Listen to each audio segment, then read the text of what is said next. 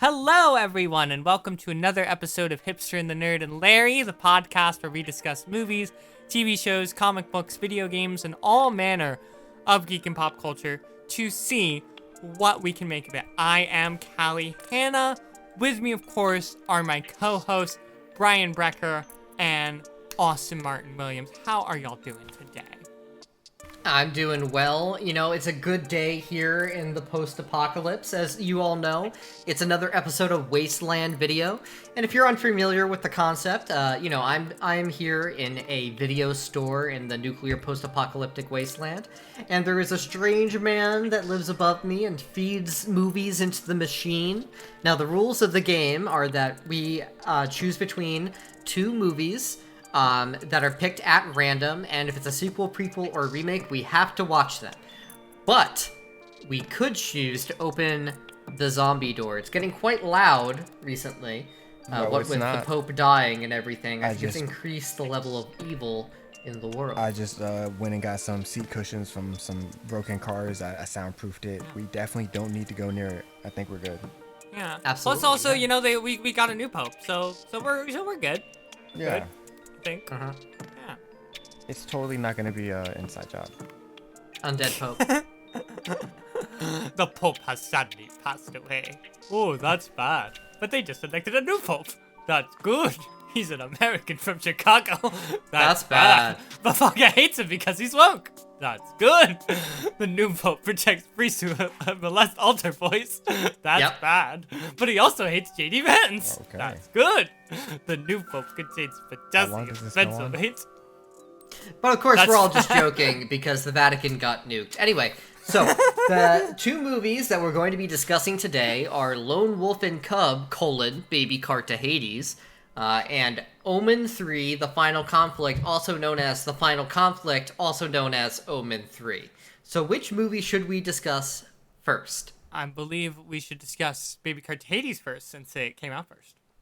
All right, so this is a third movie in the Baby Cart series, which of course is a series of samurai the Lone Wolf and Cub films. Series. These are both third movies, by the way. Yes, they That's are true. both third movies. Good. What are the It's a chances? threequel. It's a threequel episode. We're having a double threequel today. Double so whammy. The Lone Wolf and Cub series are about a wandering Ronin samurai named Ito Agami, or Agami Ito, depending on how you do it. So it was the shogunate's prized executioner, but another clan turned on him, and he had to take the path of vengeance with his son. And it's basically like an episodic story where he roams from town to town and acts as an assassin. And this is, of course, the third film. This one's also directed by Kenji Masumi, who directed, let me just check, the first two films. Kenji Masumi was also known for doing some of the Zatoichi movies. As you may know, there were about, I think, like 30 Zatoichi movies, which are series of films about a blind swordsman, samurai. He also directed Hanzo the Razor, Sword of Justice, which is the only samurai film I've ever seen with cock and ball torture from 1972. Fun facts. Okay. And The Return of Damaijin, which is a kaiju film from 1966. He is a storied filmmaker, absolutely. And he even made Sleepy Eyes of Death 8, Sword of Villainy. Okay. Fun facts. So the plot of this one is a lot like the plots of the other ones. You know, he goes to a place, the place doesn't like him, some of them try to kill him, but I'll get into the deeper plot. I'm definitely Did you watch The Mandalorian? It's that. Yeah, it's like The Mandalorian. Yeah. I'm definitely not wasting time to pick up the Wikipedia page. Okay. So he's traveling around by river on a boat with his young son, Daigoro, floating behind in the baby cart. This is not to be confused with the kaiju film Dogoro, which is a very good movie, so I've heard. A young woman at the front of the boat accidentally drops a bundle into the water, which Daigoro retrieves for her. Ito draws his sword partway and notices in the reflection on the blade that the bamboo reeds are trailing the boat, meaning that Ito is being followed by operatives of his mortal enemy, the Yagyu clan, who killed his wife. Later, as Daigoro is relieving himself in a bamboo glade, Ito slices at several tall bamboo stalks because he knows there's ninjas On top of him, the ninjas are there, and they're gonna fucking kill him. So a group of 4 Watari Kashi, wandering lower-class hired fighters working from one daimyo to the next, thank you, Wikipedia, for that interesting definition, are idling along the road at a rest stop.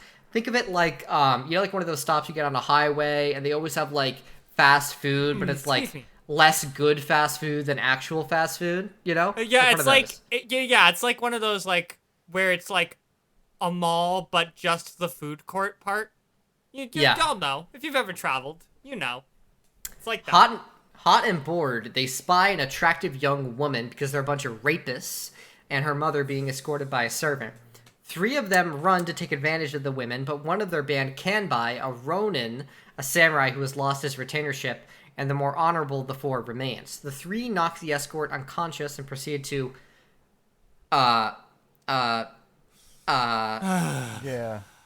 sexually pepper these women. Sexually a pepper. That is, that's one way. Don't want to get demonetized. Ah, right. Both of you assume we're making any money off. Both of you assume we're making any money off of this anyway. They're being sensually peppered. For real, and just say it, bro. The servant regains consciousness and is furious when he sees the triad violating his mistresses. And by violating, we mean rape. And he attempts to beat them with his bamboo pole, but is slain by Kanbei, who also slays the 2 women in order to silence them. I thought that was kind of funny. You know, you think that he's gonna, like, save them, and then he's like, nah, I'm just gonna kill them too. Because, like, that'll make it look like what I did was even better because they killed 2 people. And then he, like, chooses one of his own guys, and he's like, all right, now one of you guys have to, like, die too, to, like... Yeah, he makes them draw straws. That's true. And then I'll be and like, all right, the one who draws the short straw will be killed in order to take blame for the rapes and murders. Essential peppering. Ito happens upon this grim scene as Kanbei is slaying the losing Watari Kashi. We have to get an audience before we do our censorship. We have to gain an audience through shock value, and then once we have advertisers, then we censor ourselves, Brian. Do you not know how the ins and outs of hashtag content, hashtag creation works? So, Ito happens upon the grim scene as Kanbei is unaliving the losing Watari Kashi. Ito then unalives the other two sensual pepperers when they attempt to... He can't sell out if we don't have anyone to sell out to. Yeah, we can. I sell out every day. So, by the way, this episode is sponsored by Ground News. Have you ever thought that the news is getting too polarized? Well, this one tells you how many newses are on one side or the other. Ground News. We have hashtag right, Callie? We have a whole beer segment. Like, you could have just did that. This one's sponsored by Summit Cola. Now, some people say this is a knockoff Diet Coke. But the thing about Summit Cola is that it costs about $5 per a giant, like, thing of them. All right? I thought you said $5. It costs about $5 that you have to not give in order to drink this. Ito kills the other... the CEO 5 times. Yeah, so Ito unalives the other 2 sensual peppers when they attempt to, hurt him because he can speak to their crimes. Kanbei realizes Ito and requests a duel now that Ito is involved. He's like, you are a famous samurai. I want to duel a famous samurai. Ito accepts and they prepare to fight, but at the last second, Ito resheaths his sword and calls it a draw because he's that bitch. Kanbei is left to ponder why fate will not let him die honorably as he would like to. At an inn, it turns out that the young woman from the boat is being sold into prostitution. We have human trafficking. Her pimp, who is a lady, hashtag feminism, tries to have his way with her, but accidentally bites the tip of his own... This is incorrect, Wikipedia. He does not accidentally bite the tip of his own tongue. She bites his tongue off. And it is awesome and hashtag feminism. Now, hashtag Goski gay light. Girl boss. Boss girl. Light girl. The girl seeks refuge in Ito's room, who steps in to protect her from the local officials. But the town's real authorities show up, the Yakuza, led by a pistol-wielding woman named Terizo from the Koshio clan. Ito agrees to act as a substitute for the young woman and undergo buri-buri, literally means angrily. I don't trust Wikipedia on that translation. a form of torture that involves the subject being hogtied and hung in the air, repeatedly dunked headfirst into a tub of water. Oh yeah, the waterboarding scene. Yes, the waterboarding. Yeah. Then beaten to unconsciousness by men wielding thick rattan canes. Ito endures the torture with his typical stoicism because he is 100% that bitch. This frees the young woman from being a prostitute. Sort of. Terizo asks, and Ito agrees to meet a one-armed man who turns out to be Miura Tatawaki, former first retainer of the Kakagawa clan, whom Ito recognizes from the time he had to execute the insane daimyo Kakagawa Ujishigi.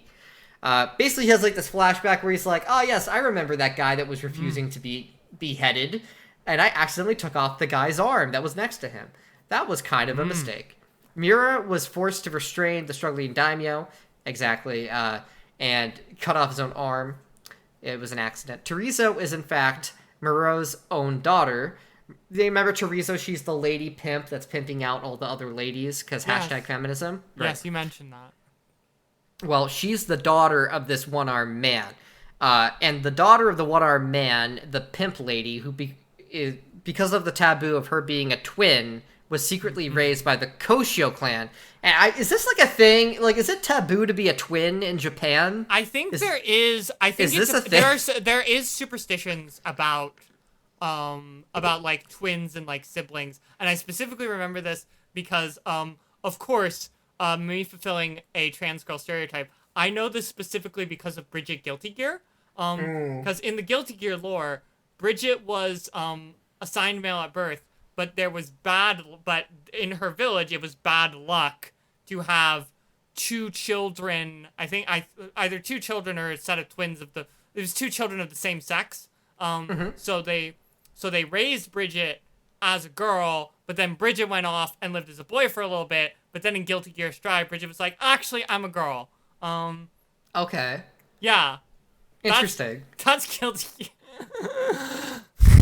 Anyways, continue.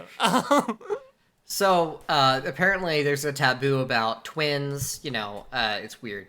So the Muras want Ito to kill Sawatari Genba, who sold out the Kakagawa clan to become governor of the district of Totomi. He is also the man responsible for her sister's death and the fall of the Kakagawa clan and his 400 retainers. So, historical context, I believe all of these movies are set in the Sengoku Jidai, which is basically the Warring States period of Japan. Sometimes it's called the Warring States period, sometimes it's called the Age of the Country at War. Basically what happened was the guy that was leading everything, the daimyo, was like, hey, y'all, you guys gotta make sure that my kid's in charge. And then all of them were like, fuck that. How about no? Not.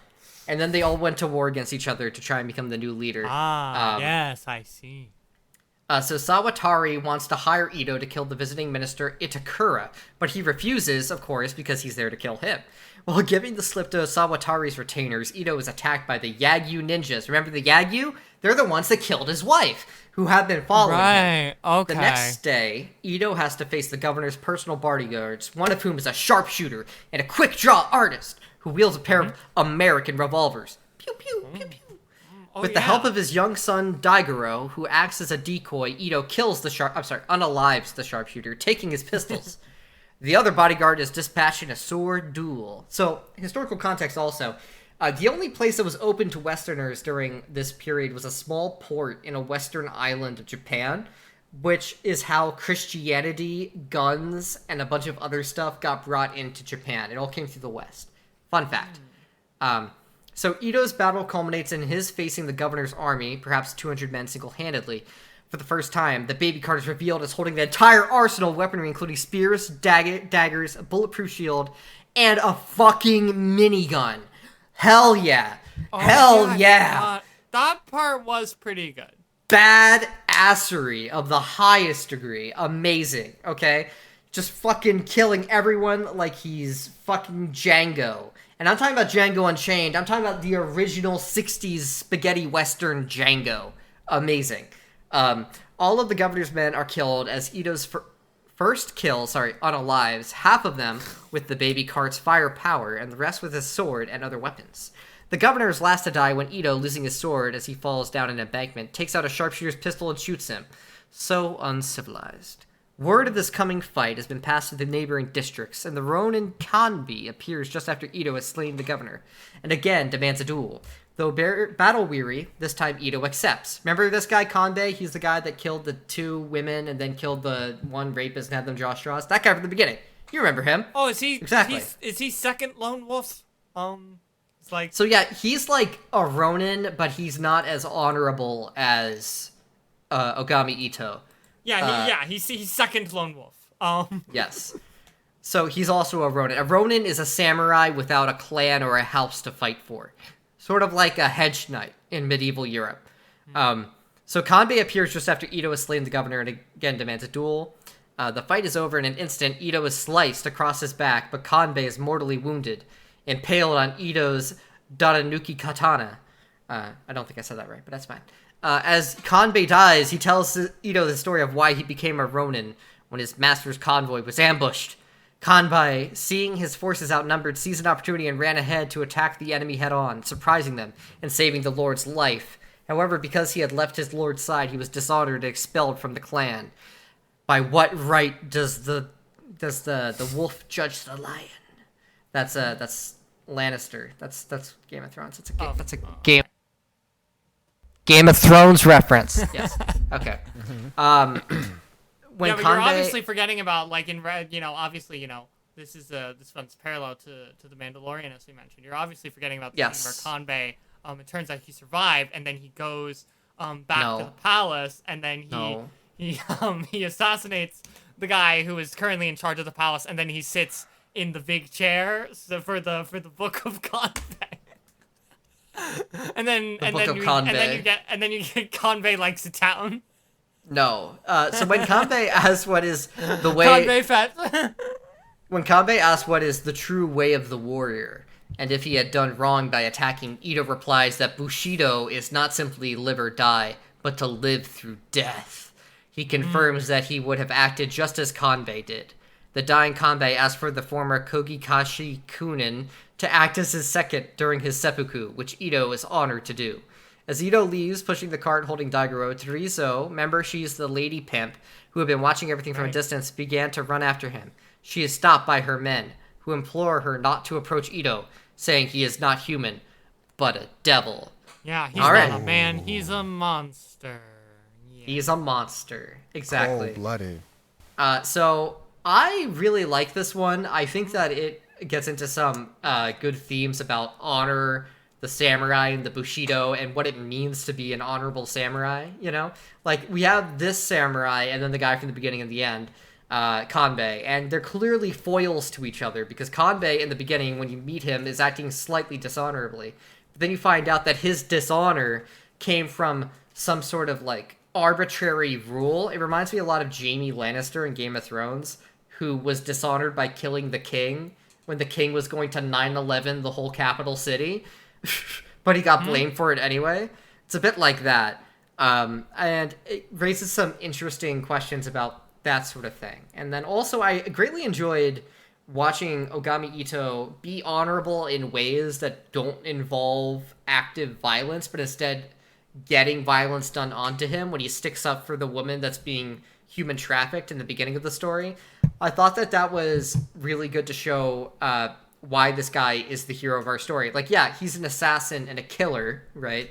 But he lives by a code of conduct that he will follow until his death. As he says, he is on the path to death, or whatever it's called. He's on the vengeance path with his son.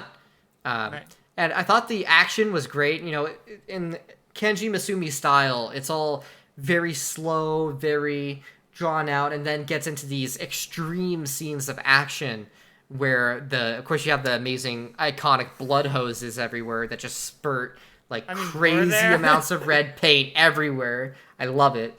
And I have to say, the fight scene, the battle scene where he goes up against around 200 of the retainers is probably one of the best in the series, I think, so far. And yeah, overall, I think I give this one like an 8 out of 10.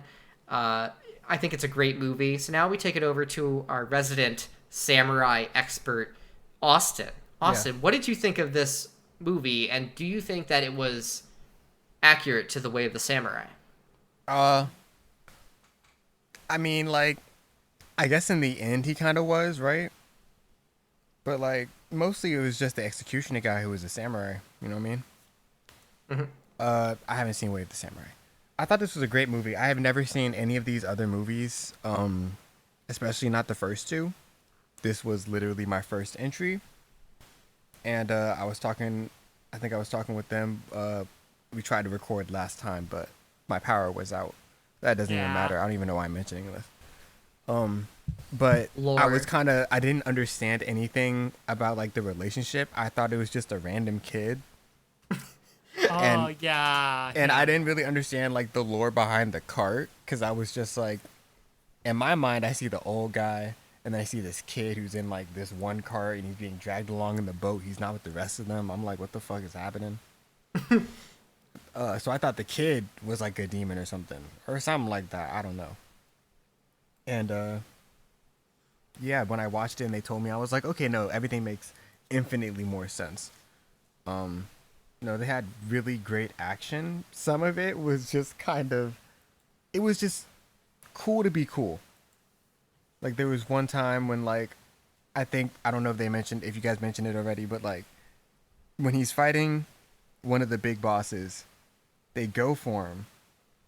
Dude jumps and drops his sword on like the guy's head and like one shots him. Right, yeah. And I was Straight through the center of the head. And I was just kind of like, okay, for the most part, up until that point, it had been like mostly believable. Like, aside from like the cutting the bamboo trees, which I mean, I guess he could, but like, they would have fallen way faster than that. But whatever. The kid, I guess he probably gets more stuff to do later on, but he was just kind of there for the ride, you know. I feel like the That's kind of how it is in all of the movies. I feel like he had more to do in the previous two movies, though. Like, Yeah, so I didn't know his deal. I thought the prostitute ringleader woman was like a complex, interesting character. Like she definitely had a code of honor, despite doing the illegal stuff. And I'm like, I respect that.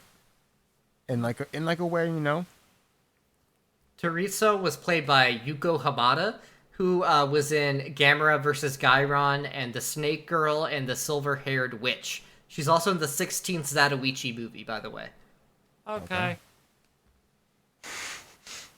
What else?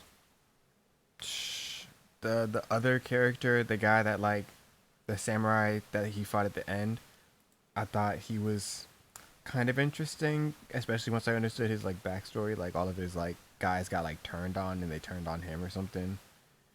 And I was like, Yeah. dang, that is a tough situation. And then he asked Kanbei me, is played by Go Kato, by the way, Okay. who is in Sword of the Beast, The Castle of the Sand, and A Legend, or was it?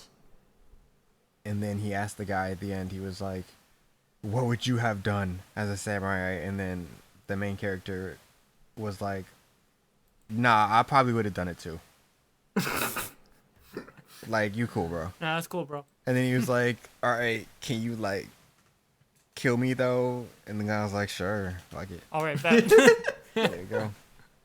And then yeah, so I mean, just I'm obviously like downplaying it. It was very dramatic and everything, and it worked for the movie. I would watch other ones, but like, I don't know about y'all. I watched the English dub. There was an English. I couldn't find an English. Oh no. The English. I watched the English sub. I was saying I'm Right, the yeah. yeah. I didn't know if there was a dub, which is why I was saying it. Yeah, I can. If one exists, it's not on Max or HBO Max or whatever the fuck we're supposed to call it now. It's on Max. It's not on Max. It's not on Max. Okay. Oh, it's not on Max anymore because it was on Max when I No, the watched- movie is, but not the English dub. If Right, there right, is right. one. Yes. Okay. I don't think there is one. There So probably what is did one. what did you have to say about the English sub then? That like occasionally I'm like, damn, it's hard to see some of this sometimes. But like, I don't know, maybe that was just the version of English sub I came across. I don't know. It's just like sometimes the subtitle, because like there's some scenes where it's just very bright, like the light with like the white text. I'm like, what? Did you know this is based off a manga? No, but that makes sense. Actually, Yeah, it's that written makes by sense. Kazuo Koike, who I think did Fist of the North Star. What I really like about that is on the Wikipedia page, it doesn't say on the based on section. It doesn't say based on the manga Lone Wolf and Cub. It says based on a manga by Kazuo Koike. Just any manga that's by these two particular people, by Kazuo Koike and Goseki Kojima. Now, notably, he also did the manga Lady Snowblood, which was the inspiration for the film Lady Snowblood, which we'll cover eventually. Well, wait, we already have covered. Yeah. Did y'all? So that is a callback to an earlier Wasteland / rocket ship episode. No, not in a podcast. We, it was something that both of us talked about when we were originally planning to end the podcast. It was one of the movies we covered in the, like, favorite movies from every year we've been alive thing. Oh, but yes. That episode was scrapped for the revival, obviously. I think I would count that as being part of the wilderness years. Yes, it was in the wilderness years. Yes. Yes. So we have not talked about it here. So yeah, The it's based off a wilderness manga, years. and that kind of gets to the point of like why he never actually kills the big bad in these movies, the head of the Yagyu clan. He gets close later on, but you know, spoilers. Sorry, but yeah. So Austin, what else did you like about the movie? I think I kind of mentioned everything. I give this movie honestly probably like an 8 out of 10. Hell yeah. I think the Now- only thing I didn't like was the fact that like they lingered too long in this on the bad scenes. I'm like, I mean, like get it. the yeah, sexual the rape peppering. scenes. Yeah, the Oh rape my- scenes. Yes. They linger too long on the rape scenes, and I'm just like, I get it. There's a whole titty though. I'm like, bruh, it gets to a point where I'm like, I understand the cinematography and how dedicated they probably are, but at the same time, it is uncomfortable to watch. That is the point, and I don't want to watch it. So, I wish they That's had fair. less of it, but I understand That's it's fair. uncomfortable. Yeah. So yeah, So- 8 out of 10. All right. Well, I just wanted to also point out that Ito Agami's actor is Tomisaburo Wakayama, who was in Black Rain. He was in all of the Lone Wolf and Cub movies, obviously. 2 different Zatoichi films, and then a bunch of Kinji Fukasaku films. Sympathy for the Underdog, Big Time Gambling Boss, New Battles Without Honor to Humanity 1, Japan Organized Crime Boss. He was in a lot of movies, 231 to be precise. That's a lot of movies. Could you imagine being in 231 movies, Callie? I don't know. Okay. Well, Callie, what did you think of this movie? So I thought this was okay. I guess. Look, I'm gonna be real. So, okay. So with the first 2 Lone Wolf and Cub movies, we did Sword of Vengeance as one of the earliest rocket ship episodes, and I really liked Sword of Vengeance. I thought it was an incredibly fun, like, samurai action movie, very over the top. You know, you got all the the blood hoses and some really cool sword fights and everything. And I thought the sequel, Baby Cart at the River Styx, which we did cover during the Wilderness years, Yes. was also like, it's not quite as good as Sword of Vengeance, but it's pretty good. I enjoyed that. So I was looking forward to this, and I felt majorly disappointed for a few reasons. One, as people mentioned, there are 2 separate scenes of sexual assault within the first 20 minutes of the movie. No. I'm sorry, but no, that felt incredibly exploitative and just wrong. Like, if you had one and, you didn't linger too long on it, I'd be able to accept, okay, like, this is uncomfortable, but it's part of the storytelling. 2 in a row? That's just disgusting to me. I'm sorry. It's like a Japanese movie from the 1970s, though. I don't care. It's still bad. Like, It was a different time. I know, but it was wrong then, and it's wrong now. Okay? Okay. So that's my first big issue. And the second thing is, okay, so I like the idea behind it, where you have Lone Wolf. Like, this is a lot of, it's Lone Wolf against second Lone Wolf. Like, Lone Wolf versus Conbay. It's a Sonic versus Shadow type thing. Lone Wolf versus evil Lone Wolf. Yeah, exactly. It's like the character, and they're, Spider-Man versus Venom, Sonic versus Shadow, that sort of thing. So, and I love that concept. I love, like, evil doppelgangers or evil reflections of the hero. I think that's really cool. I wish, but it's not really the focus of the movie, though, because it's just kind of bookends them. And I feel like it would have been more interesting if they had, like, fought throughout the movie, as opposed to just being, like, at the very beginning and the very end. And most fair. of the, and then most of the movie is the problem is I like the action in this movie when it happens, like when it is able to have action. It's pretty good, like on at least the level of the first two movies, but like so much of it is just these long, drawn out, boring dialogue sequences that go nowhere, with just like, we have to do the blah blah blah and the bloopity blah, and I'm like, I don't fucking care. Move the fuck on.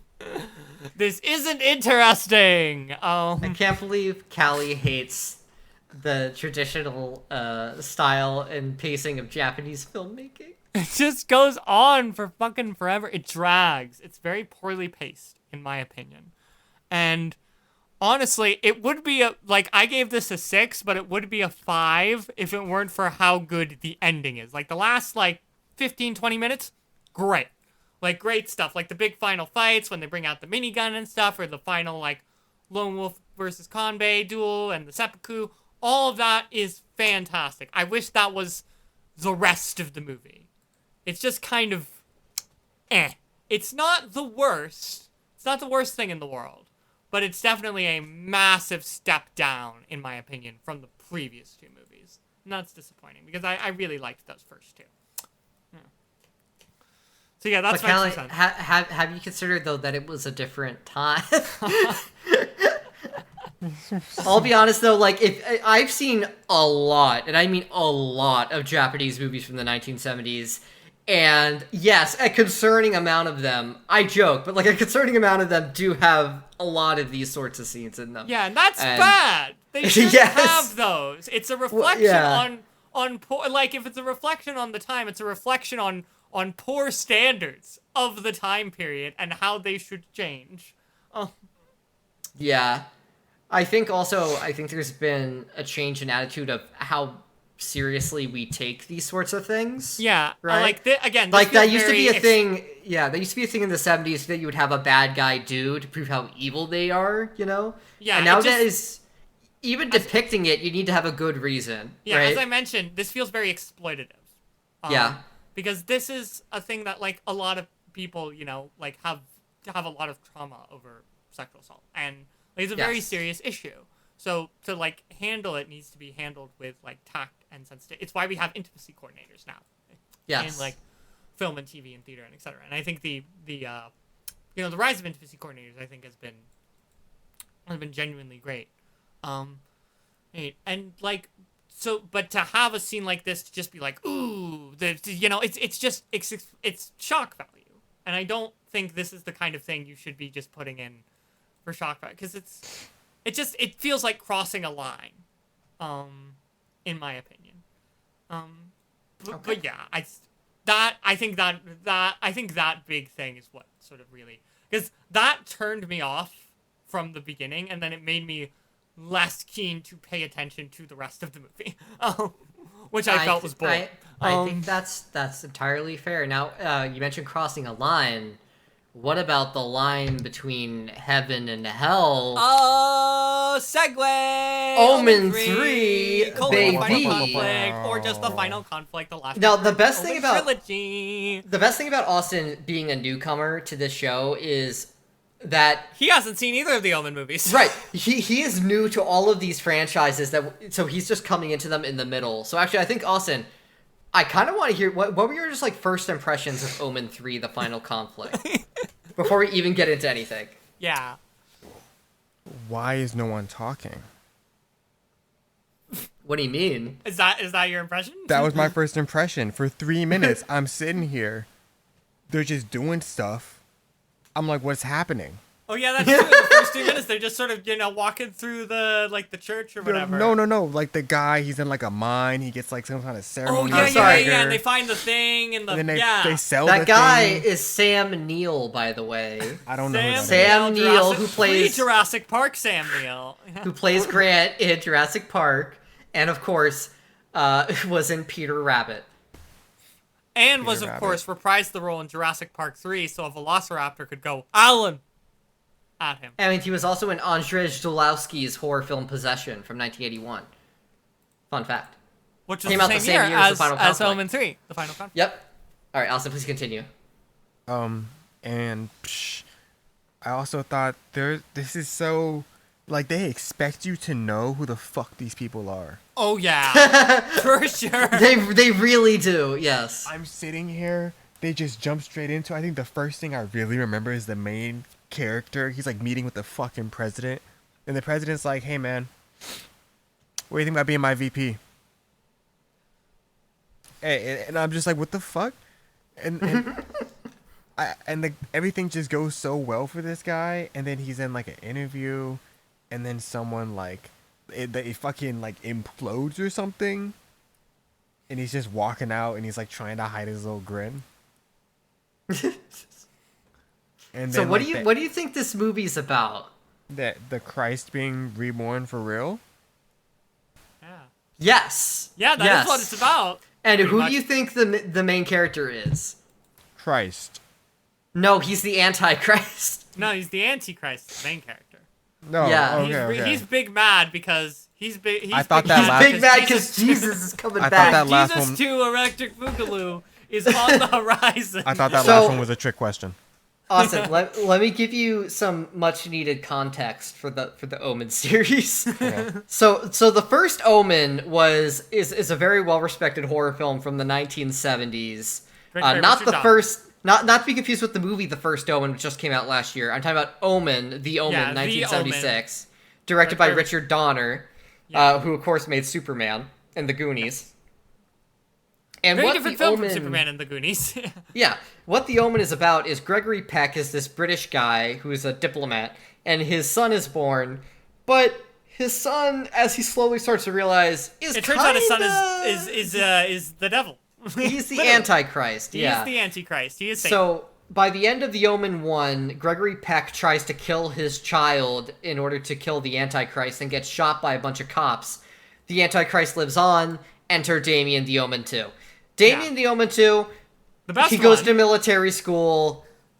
That's basically it. Yeah, he goes to military school and he sort of has some conflicts about like, oh, I have these powers, but do I want to be the Antichrist or do I not want to be the Antichrist? But then by the end, it's like, you know what? I think I'm gonna be the Antichrist. That sounds fucking Right. sick, bruh.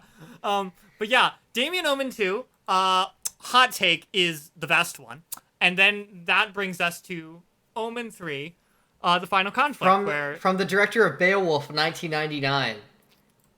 yes, Graham Baker. Graham Baker. Yeah, and so this Damien one's is also now all grown up, and he's grown up into Sam Neill. Yes. And this one's also produced by, I think executively produced by Richard Donner. Yes. Again. And the script was done by Andrew Birkin, who did The Name of the Rose and The Messenger, The Story of Joan of Arc. So the interesting thing about the Omen series, at least to me, is there are a few films from the 1970s that are like horror films that my dad happens to like because my dad's not super into horror. One of them's Phantasm, which we've already covered. And the other is The Omen. And he isn't just a fan of the first Omen. This is the only series where he likes every single entry, especially The Omen 3. He's always like, Brian, no, Omen 3 is really good. And I watched it with him, and I was like, yeah, this is fine, So, to get into it, Damien Thorne, the child from The Omen 1 and The Omen 2, Alan Grant. is now an adult, played by Sam Neill. And he is an ambassador, or wanting to become an ambassador to the United Kingdom because of a totally not real, non-canonical text. He was like, from the Book of Hashem, or some shit in the beginning. That's not real. Yeah, because the book says that he'll reign for 7 years, which is how long Right. Damien has been in charge of the Thorn Corporation. So it's just like, oh man, Jesus is coming back. Oh, But you man, see, and I'm big there- mad about it. There are these super special daggers, these super special Christian daggers from the Yes, first movie, yes. which are the only things that can kill the Antichrist. That's And correct. after Patrick Troughton's character died, Patrick Troughton, of course, being the second Doctor from Doctor Who, and then he gave the knives to Gregory Peck's character, and Gregory Peck died. They apparently found these knives when there was a renovation done in some Italian city. Weird. But there's a super secret cult of people that were probably connected to Patrick Troughton's character from the first movie that are basically make it their life's mission to kill the Antichrist. Fine, Yeah. cool. So they're like Okay. super Christian vigilante monk guys. And because of Gregory Peck and Patrick Troughton, and I guess some other ways, they happen to know that this guy is the Antichrist. Okay?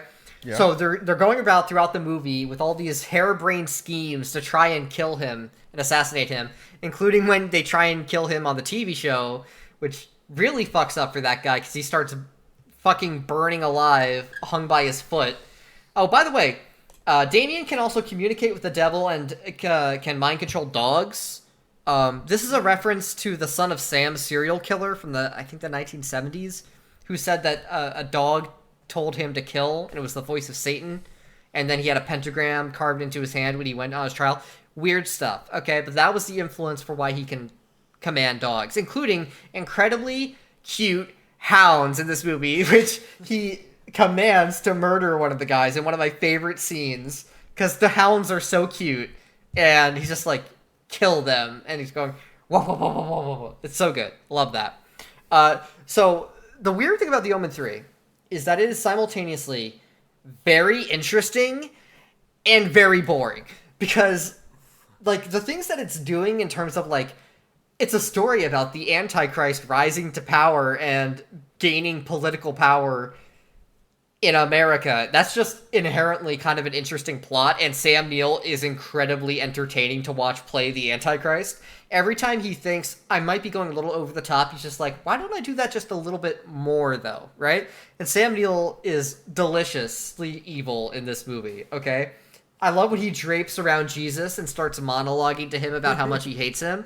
Great Yes. stuff. Great stuff. So Literally chewing the scenery. Amazing. Good. But then there are other parts of the movie that try and be scary, and this is where the movie gets very goofy and kind of boring, in my opinion. So the thing like with the that dog is- scenes. The thing with that is, I've never, and I think why I probably like this movie more than you is, I've never found any of these movies especially scary. Like, I think Yeah. they're interesting. Was this supposed to be scary? Yes. Oh. No. Like if you Austin, imagine you're a Christian and you like legitimately believe in the Antichrist and the second coming of Jesus. What a and then you watch niche this movie. audience. What a niche audience that would find your movie horrific and would probably not even go see it. I think you underestimate how Yeah. many Pentecostal Christians are in this country and evangelicals. Really? But I guess it's the other interesting part that this is probably the most pro-Jesus movie ever made that also happens to be a horror sequel, right? Am I wrong? Like, I don't know. Like, I haven't done that much digging into this specific subgenre. But, Like Jesus literally Deus Ex Machinas out at the end of the movie. Spoilers. And it's like, be gone, No. Antichrist. be no. gone, Satan. Be And gone. Kill Sam Neill. And he's reborn. Because, you know, it's all about the second coming of the baby Jesus. Yeah, Austin. of the Nazarene. Yeah. But I would say Nazarene. The Omen 1 is scary and in parts, mostly just the scene. It's all for you, Damien, I mean, when that- the nanny jumps out the, window. actor, that scene's scary. Like, but like, I think we talked about this in the roulette. There's like stuff that like you found scary that I'm like, tricycles aren't scary. Like, stop. Well, trying to it's scare me it's with it's atmosphere, you know, Is it's it? atmosphere. Is it? Is it? yeah. I don't know The- about that. Sounds debatable. I think the The Shining Omen did it first. trilogy is kind of interesting because it's I agree, it's not really scary, but it still kind of works in terms of being religious horror, right? Because it deals with dark subject matters and is about, you know, the devil and his horror, just by genre convention, I think. I feel like religious horror isn't something I would call this. Or what would you call this? This is like a eldritch. It falls. I feel like it just generally falls more into the eldritch vibe. Okay. I feel like religious. I feel like religion. Like if you try to classify it as like religious horror, like what's the difference? What's the real difference between that and like eldritch horror, like in concept, right? Well, I guess there isn't a lot. Except for I guess the main Lovecraft. fact. I guess the main thing would be the fact that like one is rooted in more of like a theological, like realistic basis, and like the extremes of that. Because I consider eldritch horror is more like, you know, existentialism, like, you know, dealing with the, you know, cosmic unknown type things. Whereas like, and you know, religion has a connection with that, but it's more based in a specific, you know, theological construct of the universe. If that makes sense. Yeah. So I'd say that getting more into the plot. So he meets Let's this get back to the woman. plot. This woman who's like a news anchor, and she has a son, and he's like, I'm gonna start dating you now and have weirdly dubious sex with you. Okay. Yes. Which, you know, I guess that's a callback to Lone Wolf and Cub Baby Cart to Hades. Like, she just wakes up one day after what seems like very violent sex. Like, I don't see how she could have consented to that. And then she's just like, all right, and she just goes about her day. Like, I feel like there's weird stuff in this movie where, like, should have been addressed or looked into more when they were writing it, but they were like, no. let's just have, oh yeah, he's gonna have weird violent sex with this lady, and then we're just gonna move on. It's like, okay, why though? I like the parts where it seems like Sam Neill might even be like getting a little annoyed he has to do the whole end of the world thing. That's the funniest parts to me. Is like he's like, this is his like, job, which is right. I think is what makes it entertaining. He's like falling in love with this woman in, you know, his devilish antichrist way, and pushes her into a river. It's just hilarious. And then he's like, I guess I have to kill the baby Jesus. Go and kill the baby. Go and kill the Nazarene for me. You can have your blah blah blah. You can have your son when the Nazarene is dead. One of the most ridiculous subplots is he has this aide that works for him, right? Yeah. And the aide is like the devil's #1 guy. Okay, so he's like, you remember Tim Burton's Batman? This is Bob. All right. Yes. He's his #1. He's his #1. And he sends out an order because he knows that, you know, Jesus was just born because of the eclipse, that they need to go out and kill all of the firstborns. You know, this weird cult that apparently knows he's the Antichrist. Yeah, all of the people who were born at this specific time on this specific... Which, by the way, if you're secretly the Antichrist and trying to take over the world, having a cult around you is probably a bad idea. Well, he doesn't really have a cult. He has... it's more formally organized. He has the aid, and he is working within the... Because he becomes the president of the United But you're forgetting Nations. about the scene where there's all the people that start chanting devilishly at him. Okay, but did he organize that, or were they just there? I think that's like the Antichrist fan club. Absolutely. You know, yeah, exactly. It's the secret Sith army. I was about to say it's the Sith monks who are just on Exegol. Exactly. The time. And they were just Exactly. in town that weekend for the convention, you know? For the Satan convention. The Satan convention, and they just happened to run into him. And Damien just They were happened to be perfect there. timing. I love it when worked Damien... But getting back to the second in command guy, so he starts to suspect that the second in command's son is actually the baby Jesus. He's like, why didn't you kill your son? And he's like, Well, because it is... What are you talking about? Because the Nazarene is his son. And Right. that was actually one of the more interesting subplots for me, where the aide is like, I think the aide, like, knows that his son is Jesus. And yes. being the devil's #1 guy, that's obviously a problem. So he's like, I could end this right now, and I could make my boss happy, and I could spare a bunch of babies' lives if I kill my own son. Right. But I really don't want to kill my own son.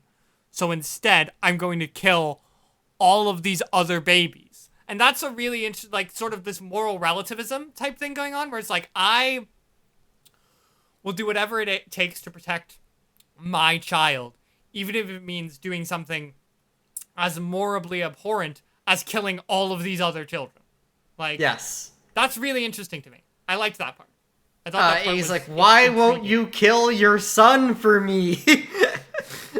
Which is good. And then he's like, no. And he's like, fine, I'll do it myself. And then he has a dog come by and cast a curse on the child, which makes him turn into, like, dust or something. And he turns into the crazy demon baby that's dead. I thought that was pretty funny. That was a good moment. And finally, the assassin people... The lady finally gets convinced that this is actually the devil, right? Yeah, and she's because like, because she finds the 666 birthmark. right. Oh, She finds the 666 birthmark, and she's like, oh no, I slept with the devil again. Damn it. Why does this look, keep happening to me?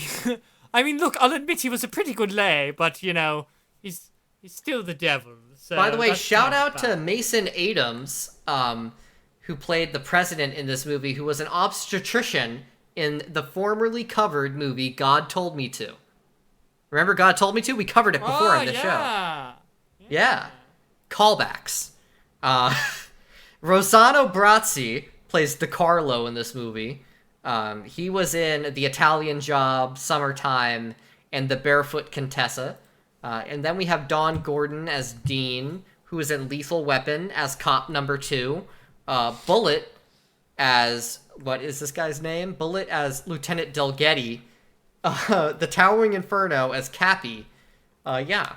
A lot of unknowns in this movie. The lady is played by Lisa Harrow, who was in The Last Days of the Chesnu, and also nothing else of note at all.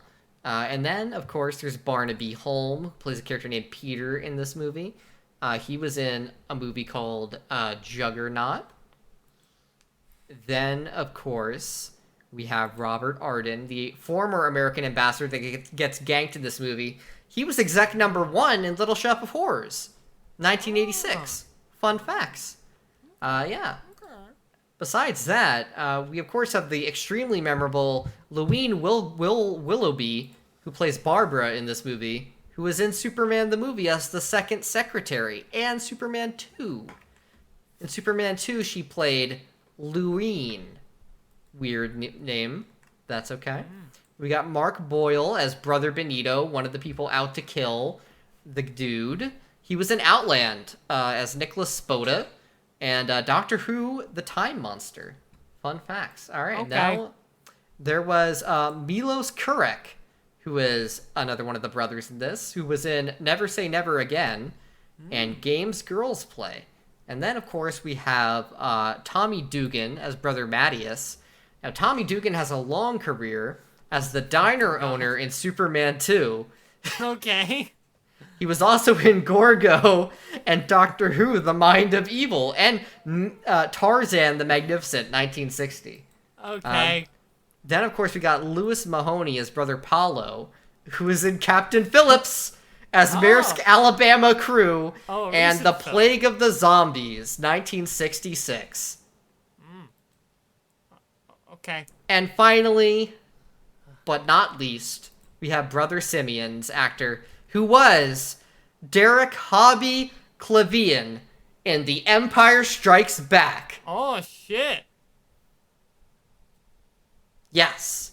So they go to try and kill the devil, the Antichrist, but it turns out the Antichrist can get stabbed and still kind of do stuff. So he walks away and he's like, ugh, I've been stabbed. And he's like, come out, Jesus. Come out and face me, you bitch. And then Jesus comes out, it's like, fuck you. And then he dies. And that's the end of the series until they made the Omen 4. So, Austin, Yeah, Omen for the Awakening, girl Omen.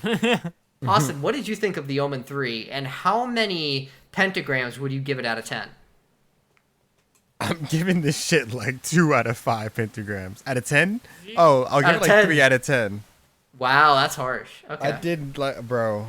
I'm sitting here, and like some of the shots, it looks really good. Okay, some of the the movie, some of it looks really good, but the story was just like so not something I'm interested in. It was like this weird, like almost like like you said, like a religious political horror thing. I'm like, I don't. Who's killing who? Where are the bodies being kept? Like no one's really dying right now. He's talking about killing all the boys in the America born on this day. I'm like, you have the. When did he get the authority to do that? Well, The he does devil. it because he wants to. I mean, Yeah. yeah, but I'm just like, what the fuck is happening? And By the way, you said it looked good. This movie, cinematographer was Robert Painter, who did the cinematography for An American Werewolf in London and Muppets Take Manhattan, as well as Superman 2 and 3, and Trading Places. Yeah. Phil Mahue also worked on the cinematography. As well. He also did the cinematography for Michael Jackson's Thriller music video. Ooh. Okay. Yes, and I Phil see. Mahue. Phil Mahue did cinematography for Casino Royale, GoldenEye, The Mask of Zorro, the SpongeBob movie Sponge Out of Water, Wow.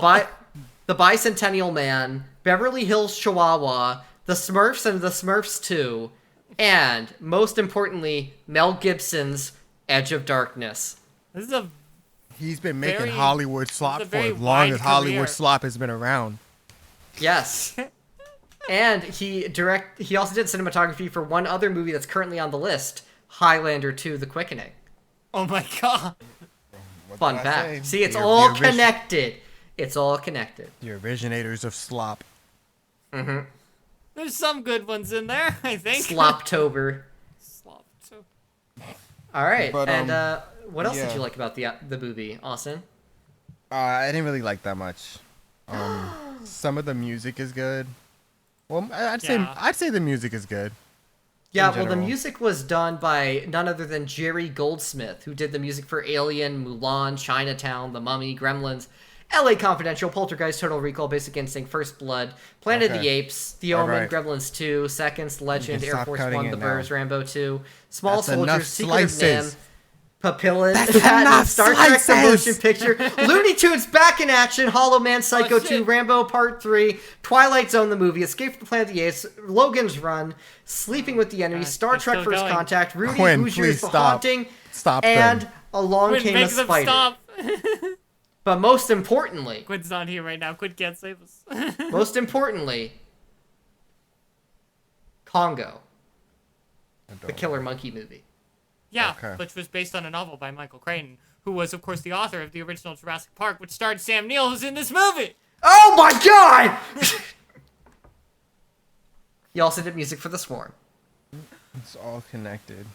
It's all connected. Connected. So, Austin, what else did you like about the movie? Anything? Makeup was good. Yeah. Makeup was done by Freddie Williamson, Oh who god. did the Italian makeup for The Italian Job, The Long Friday, How to Steal a Million, I The Killing think- Fields, Death on the Nile. I think I don't know. Damien looked pretty evil to begin with, so good casting. Sam Neill is the best part of the movie. Yeah. Yes. Other than that, I mean, like, I guess if I had the build up of the other two movies, then I would have been potentially more invested and more interested in this one. But coming in, and they just expect you to know what the fuck is happening, and like all the shit he can do, and that he's just you don't really see him do it, but just know he can do all that shit. Mm-hmm. And it's just like, okay. But, I mean, look, this is from someone who has not watched the first two. So, grain of salt, in my opinion. All right, and Callie, what did you think of this movie as a proud Satanist, and how many pentagrams would you give it out of 10? So, hot take, and now, look, I will disclose, I would consider I was raised Episcopalian, I would consider my religion more something closer to probably agnostic at this point. I believe that there is a higher power, but I don't know if any of us mortals have the authority to decree what that higher power may be. Hot take, I like this movie quite a bit. I would give this 8 pentagrams out of 10. I actually quite like Ooh. this because I honestly think, like, look, it's not that scary, admittedly. It is probably like, I think I said in my Letterboxd review, it's the least scary, but but storyline-wise, the most compelling. Because this is a movie about, like, an antichrist figure who is very aware that he is the antichrist and that he is evil. He is self-described as the antichrist and evil, but he's still like, look, I'm in the right here. I'm doing this for the betterment of humanity. And I'm like, that's really interesting. Evil is a moral virtue.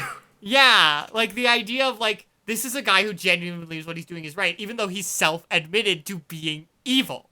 Like, that's like a and also like the idea where like he's running this charity organization within the Thorn Corporation because like Satan's presence on Earth is like causing this turmoil, and then Satan takes advantage of that by becoming a corporate charitable benefactor to help solve the turmoil that he causes by being around. I think is like genuinely that's brilliant. Like I think that's brilliant, and also Sam Neill is fantastic. I think Sam Neill is amazing. He gives an incredible performance. He's chewing the scenery. He's just his descent into madness while he just clings on to power. While Jesus just like, why won't you? I gotta kill all these fucking babies.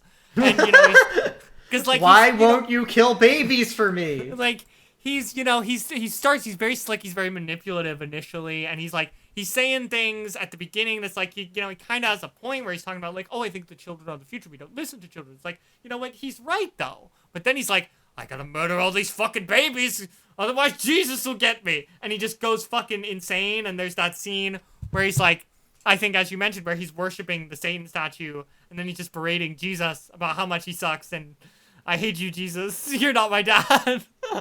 You're not my dad.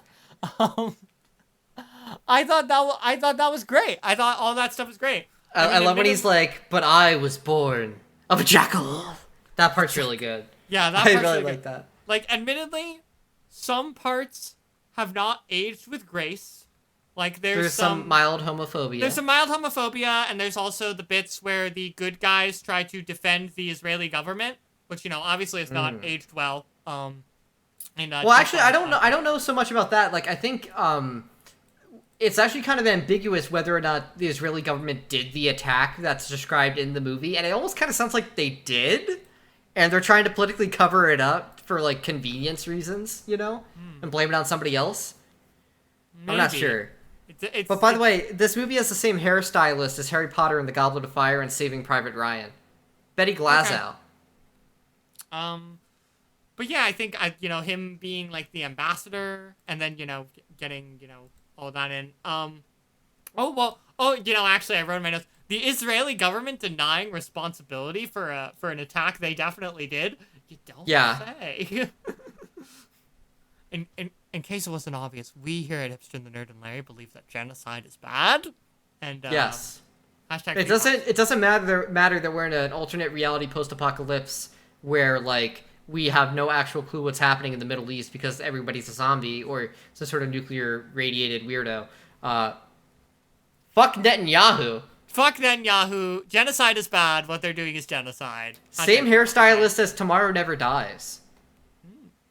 But yeah, and then, they have to, like, fucking find Jesus. And then fucking we get, some fucking holy war shit going on when Jesus gets resurrected and he just fucking nukes the Antichrist. Like, I thought that was cool.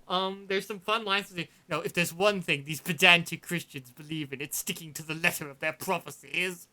Like, really fun. I love every time Sam Neill thinks, should I go this intense? And then he remembers, wait, I'm playing the Antichrist. Yes. Yeah. The flaccid bosom of Christ. Very good.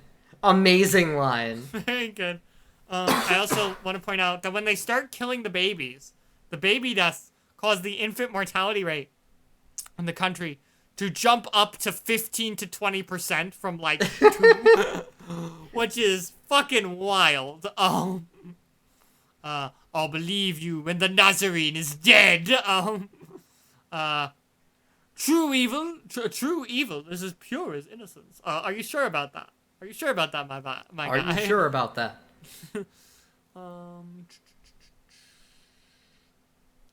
And then Alright. even as Satan is fucking dying, as Jesus fucking nukes him, he's still like, Nazarene, you have won nothing. As he fucking, like, dies. Like, Love he's it. just so fucking petty. It's great. So yeah, I really like this movie. I think it's fun. Again, not all of it's has aged well. There's, like, maybe some, like, there's some minor issues here and there, but, like, overall. Hail Satan? Like, an Omen 2 is still the best one, but, you know, this one, pretty good. I like it. Hail Brian, Satan. do you have any final thoughts? So yeah, I think it kind of fails as a horror film, but is much better as like a religious political drama. And whenever it's doing that, it's actually very entertaining. But yeah, I think I give this one 6 pentagrams out of 10. So now at the end of every episode, what we do though is we have to pick which movie we think What we is do the best. here is go back. Yes, Austin, which movie do you think was better? Lone Wolf and Cub. Baby Cart to Hades. All right, I will also vote Lone Wolf and Cub, Baby Cart to Hades. Callie, what is your vote? I'm going to have to be the odd one out here and say Omen 3, the final Oh conflict. my God, we have a split. We have a split. I like this. I thought it was pretty good, and I thought Lone Wolf and Cub was only just okay. All right. So what we do at the end of every Wasteland video / Rocket Ship Roulette episode is we have a list of 100 movies that are fed to us from a machine. Don't worry about how it connects to the lore. Don't worry about that. And we have to pick 2 movies to watch. Now, when we pull the lever / spin the wheel, yeah, there's actually 2 things, like 2 different movie machines, and they kind of go in and out. It doesn't matter. So when we pull the lever, we are granted a random movie, and we can choose to either veto it or watch it. If we veto it, then we get a second option. We choose between the first and the second film. Now, if it lands on a sequel, prequel, or remake, we have to watch it.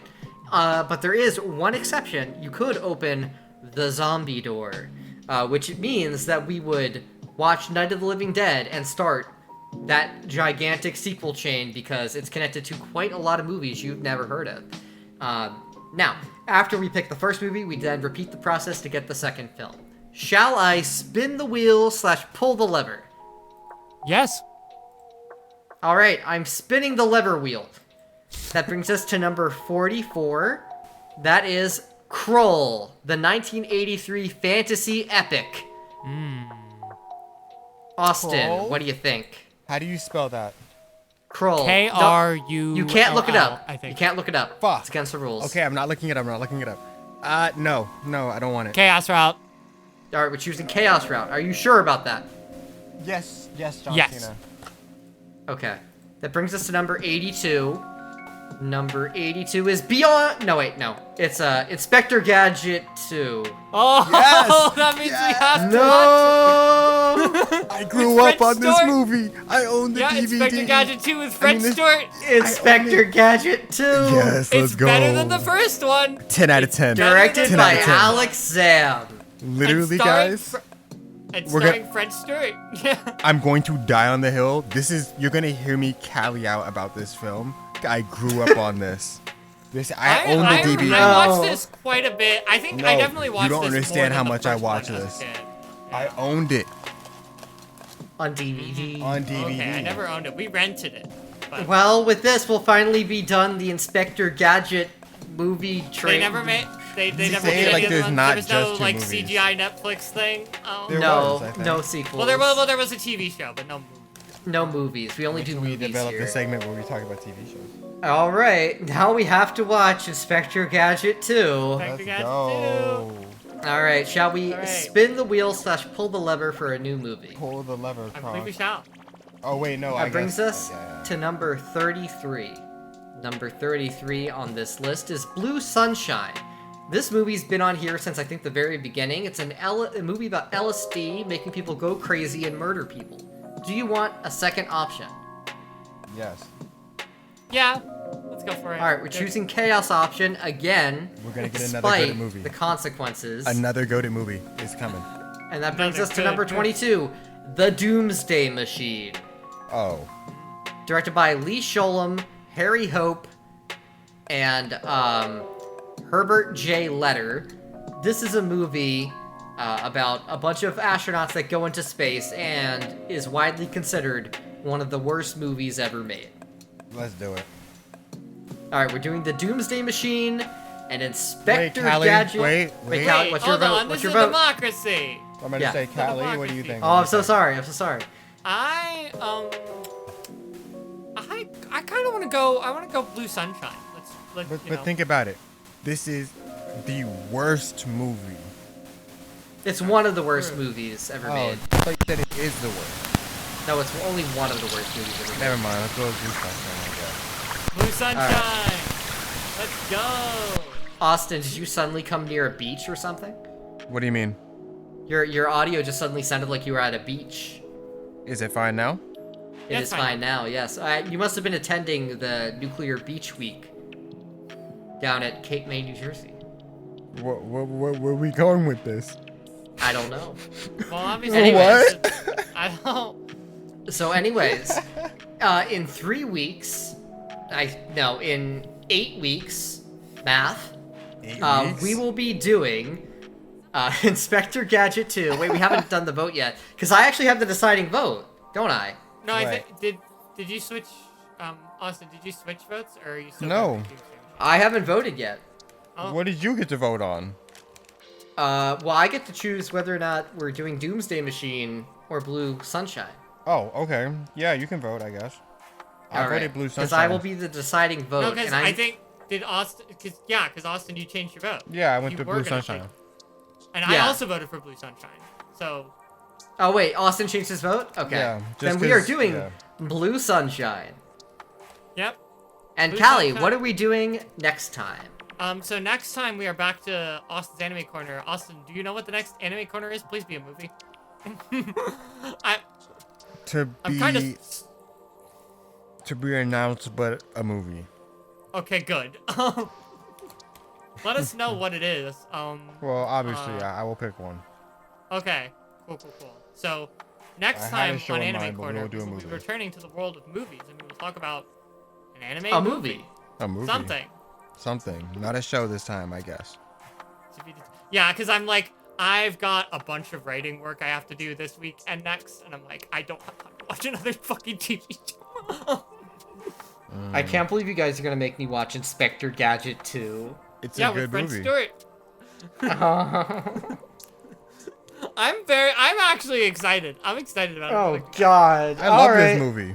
Well, it's been a great time for this episode of Wasteland Video. Remember to go to your local post-apocalyptic video store. Be kind. Rewind. Is that your new saying for this segment? Be kind.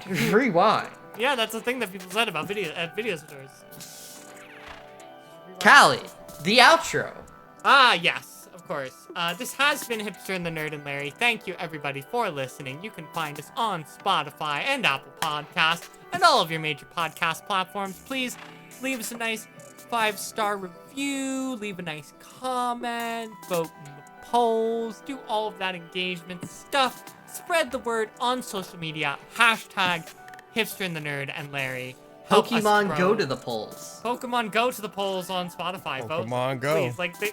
Yeah. Pokemon go to the polls. Maybe if you had Pokemon went to the polls in 2016, we wouldn't be at the problem where we are right now. This is political commentary. But anyways, I am Callie Wow! How subtle.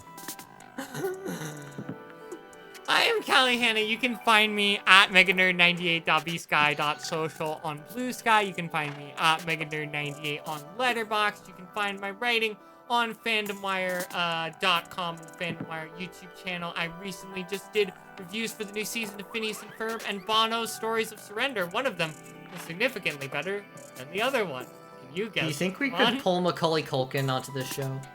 No. I think we could. He's too busy being Brenda Song's husband. That's fair. Go That's ahead and fair. try. I will That's try. good for him. Good for Please him, come by on the way. our Good for the two of podcast, them. Macaulay Culkin. Macaulay Culkin. Be on our Christmas special where we talk about the Home Alone movies. We're gonna spend, if we had a Macaulay Culkin episode where we had Macaulay Culkin on, I would just spend the entire time needling Macaulay Culkin about how much more successful his brother is now, Kieran Culkin. I think I think that would be funny. I don't think Macaulay Culkin cares. Well, we can talk about the new one where they all come back. Oh wait, no. Yes. What am I thinking of? They have 2. Austin, where can they find you on social media? You didn't even go, Brian. Oh, you can find me also, on Twitter. you can support me directly on Patreon at patreon.com/CallieHannah. Brian, why the fuck are you still on Twitter? So I can post about how much the current administration sucks, and let me just point Do out it on that... Blue Sky where there's not any fucking Nazis there. Listen, okay? I was on Twitter first, No okay? excuses, Brian. The Nazis came into my neighborhood. Yeah, now but I it's need a to Nazi shout about bar how now. much... You Well, don't no- still hang out at the Nazi bar, Brian. It was not a Nazi bar when I started going. But it's a okay? Nazi bar now. You don't still keep going to the Nazi bar, Brian. Well, I wouldn't spend money at the Nazi bar. Brian! But I would picket outside the Nazi bar and tell them that they suck. Okay, Which is what I'm doing with my current Twitter account. Just Think I would pay for verified? Go find a better bar. Yeah, the thing about Blue Sky though is like you don't get super up-to-date sports stuff on there. So just go on fucking sports Reddit or whatever, or follow a sports news channel. It's not the same. Don't as the go to a instant Nazi dopamine bar. release. The Don't- instant dopamine release of seeing someone get traded. Go to Nazi bars. So where can they find you, Brian? You can find me on Twitter at Brian. Or you can find me on Letterboxd at BREC2. I'm subverting the system from the inside, okay? Get the fuck off Twitter. Or Be you the can find change me... you want to see. I am the change that I want to see on Twitter. By getting the fuck off Twitter. Stop No. giving it any level of legitimacy. Just get the fuck out of there. You know how every time I open Twitter nowadays, I have to block a bunch of people.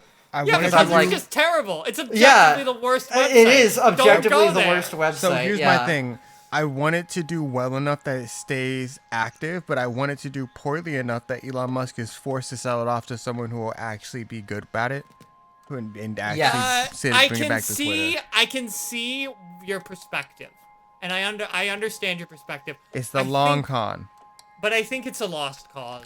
I But feel like also I for don't think there's music, Twitter just has the bigger audience if I want to reach people with music, so I kind of have to.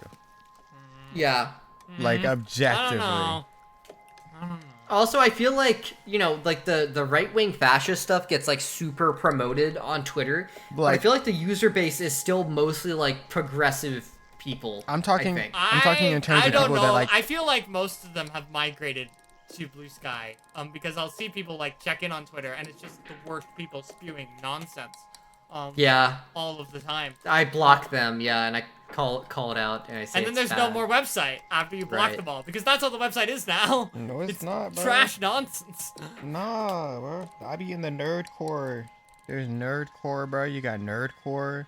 Nerdcore? You have, I yes. feel like most. You got honestly, nerdcore, Callie. I- How can you argue with that? I feel like this is my problem. Is that I feel like the nerd discourse, on Twitter, No, and I other sites feel like like it has I'm become referencing so specific- fueled, and it's just like it's just exhausting. I'm referencing a specific genre of like music, like I about see, like I see. comics Also, and I don't shows think- and anime.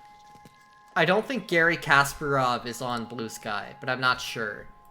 I can check though. Yeah, so you can find me on. I am officially I have become Twitter's. It is. Oh, it he my, is it on my Blue dream. Sky. He's on Blue Sky, so just go to Blue Sky. It's just better. I am on Blue Sky. You well, can then find just me don't on be Blue on Sky. Twitter. So, I'm trying not can to be, find me but it's on- like muscle memory, you know? Like my thumb immediately goes to T, and then I'm on Twitter again. You know? gotta delete that tab. You just gotta delete Look, it. I the only way is I'd have to like block it from my phone, and the problem with Yeah, blocking do it. something is I know the password to unblock it. So really, what I need is somebody to block it for me. Get Quinn. You know? Okay, fine. You know, meet me in Norfolk. Show me the process. I will go on your phone and I will block Twitter from your phone for you. But it's So you can find me on Twitter at WTFBBQ at Level Cheese. It's not Twitter anymore. It's Twitter. Sucky X now. I How made my dare Twitter you- account when I was Ugh. 13 years old. How dare you take this from me? It's dated. I'm sorry. Tainted. Yeah, that's Soiled you it. can find me there. You can find me on SoundCloud at WTFBBQ. BBQ LOL cheese. LOL cheese. You can find me on Instagram at WTFBBQ. LOL. CHEEEESE. Extra E in the cheese. Because I'm too cheesy. Or you can find me hiding in the closet because they suddenly sent for all the kids that were born on this day because I might be Christ. Don't worry, Yeah. Steven, who lives above us, will protect you. Steven, get down here. Steven. And Steven! Oh, Steven, you really let yourself go after Future. Oh my god. Alright, they're gone. Did I add effects Okay. for that? Yes. Yeah, you did it. I'm gonna make it horrifying. Ew, please leave, Steven. Yeah, we gotta finish the show. Yeah. Steven, get out of here. So, Nobody Steven, likes where you. can they find you? Oh, no. Steven, get out of here. Steven, get off of Twitter, man. What are you still using Twitter for? Why are you still on Twitter, Steven? Use Blue Sky. It's the sickest time. No, Steven, no. I've been on it since I was 13. Oh, Steven. You Steven, gotta learn to move on. Steven had a Alright, Tesla Steven before left. Elon Musk was evil. Oh, Steven's one of those people who puts the bumper sticker on the Tesla. It's like, I bought this saw one of before those. Elon. I saw one of those in the real world. Yeah. Yeah, no, I've seen them also, yeah. Especially in Apparently, DC. Totally crazy. Apparently, one of my dad Bye, was Steven. went to Las Vegas recently, and his Uber driver was a Tesla, and it was so fucking weird because now Elon's the worst person, and everyone hates Bro, him, and Tesla's stock is There was cratering. a Cybertruck parked in the parking garage of my Trader Joe's. Like someone was at I Trader would be Joe's. I would be Gross. And they so just tempted to just try. like throw cheese at it. I've never Facts. seen a Cybertruck in the wild, but apparently my sister has, and she can attest that it is the ugliest fucking. I see I've one seen like every other multiple day. Cybertrucks. Yeah. Like, that and every implies single that time I see multiple- one, Because here's the thing. I shouldn't the say. thing about seeing a Cybertruck in the wild is that there were a limited number of Cybertrucks sold. So if you're seeing Right. multiple Cybertrucks, that means that multiple people in your neighborhood are the biggest dipshits on okay, the face correction. of the earth. well, yeah, I live in Correction. Pennsylvania, I'm seeing a handful of Cybertrucks on a consistent basis at the very least. It may be Cal's the like, same ones. Damn. Callie's like, everybody in your town must be an idiot. I'm like, I know. I live in suburban Philadelphia. I work out of Washington D.C. Of course. Well, everybody's liberal there. Anyway, Austin. Yeah, I it's think we interesting. found out where they can find you, right? Yeah. All right. Okay, so good. You can find everyone. Yeah, thank Somewhere. you everybody for listening. C is the means, The means of Applebee's. Applebee's. And we will see you. Next Next time. Steven. I'll put the trailer in the end again.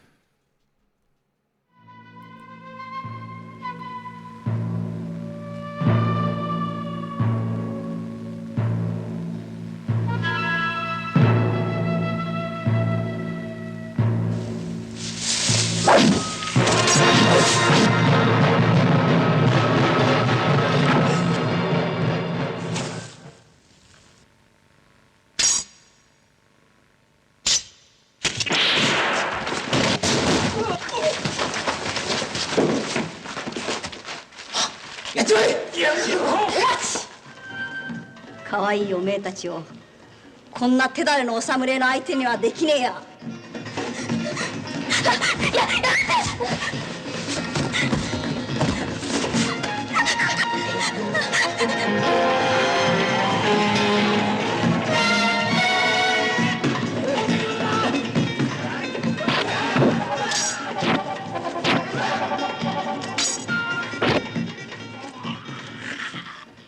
証もないのにお墨付きか。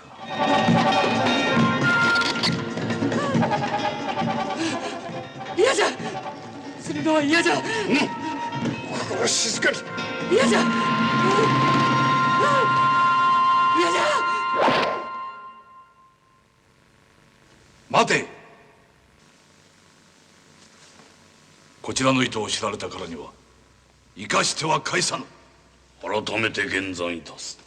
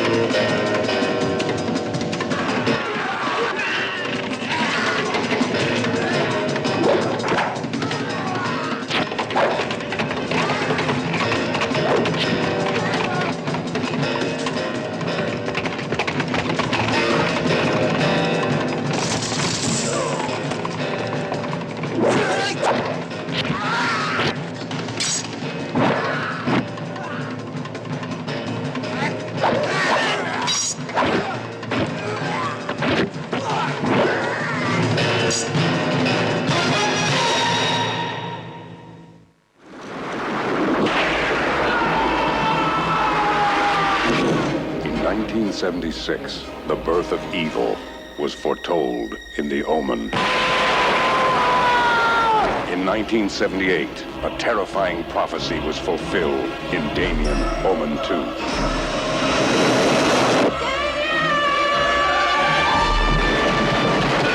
And now, you will witness the ultimate challenge to the future of mankind as the trinity of living terror is completed in the final conflict. Yes, Mr. President. I've just appointed Mr. Damien Thorne as our new ambassador to the court of St. James. Damien Thorne is 32, attractive, brilliant, charismatic. To the modern world, he brings a purpose, a vision, a destiny. He's one step away from the most important position on Earth. Disciples of the Watch, I stand before you in the name of the one who was cast out from heaven, but is alive in me. The power of evil is no longer in the hands of a child.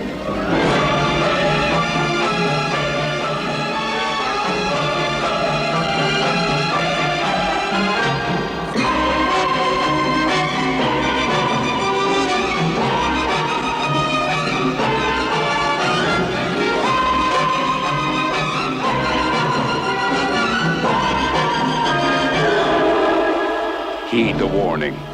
Prepare for the final conflict, the concluding chapter of the Omen trilogy.